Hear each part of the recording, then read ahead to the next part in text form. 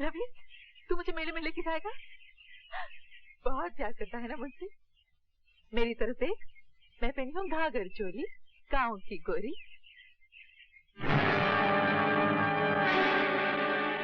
तुम? हाँ मैं।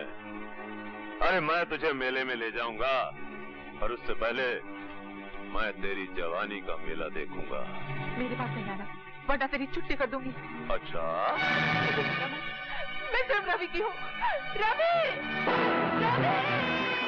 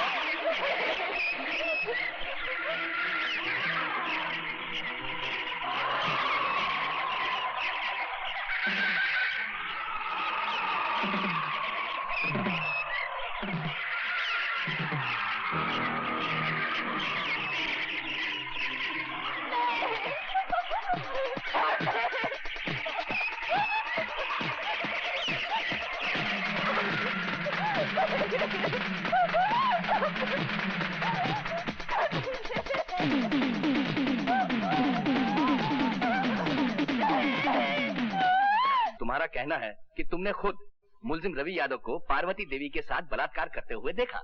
जी सरकार, वो बेचारी गिड़गड़ाती रही, हाथ जोड़ती रही, लेकिन ये मुलजिम उसकी एक नहीं सुना।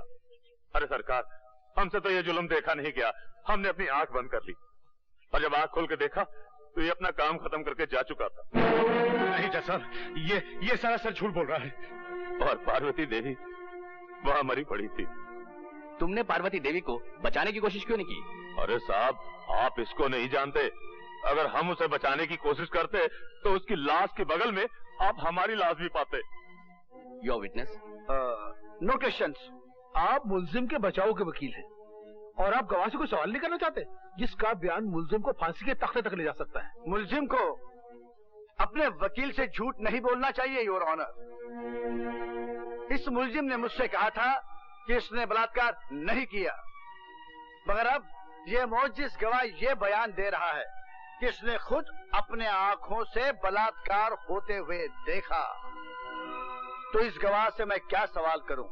मैं सिर्फ इतना ही कह सकता हूं योर ऑनर, इस चश्मदीद गवाह का बयान बलात्कार तो साबित कर सकता है, मगर कत्ल साबित नहीं करता, क्योंकि जिस वक्त इसने आंख खोली तो मुलजिम जा चुका था और लाश पड़ी हुई थी। हो सकता है योर ऑनर मुलजिम ने उसे जिंदा छोड़ा हो सकता है किसी और ने पार्वती देवी का कत्ल किया हो।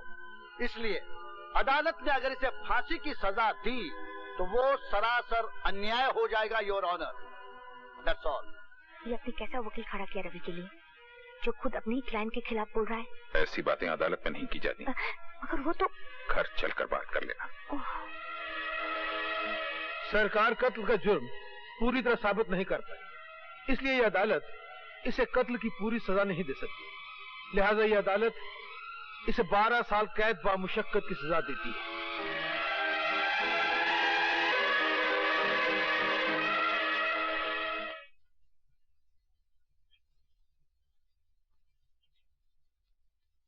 मालकिन,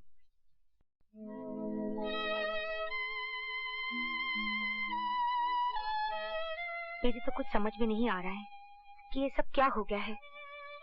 मुझे ऐसा लगता है जैसे मैं ही तुम्हारी दोषी हूँ। ये आप क्या कह रही हैं मालकिन? हाँ, मैंने तुम्हारे मालिक से 1000 बार कहा कि रवि निर्दोष है, कोई अच्छा सा वकील करो, मगर वो... ये दोष निर्दोष का चक्कर ही नहीं है मालकिन, तो वकील क्या कर लेता? ये तो नसीब का चक्कर है मालकिन। आप भी बेबस हो गई और मालिक भी।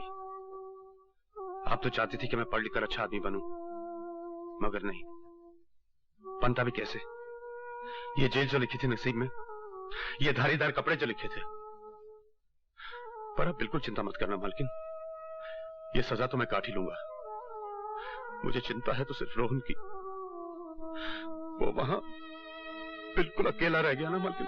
अकेला क्यों हो गया होगा? मैं नहीं हूँ क्या? मैं उसकी देखभाल करूंगी। उसका भविष्य मेरे पास तुम्हारी अमानत है रवि, तुम इसकी बिल्कुल चिंता ना करो।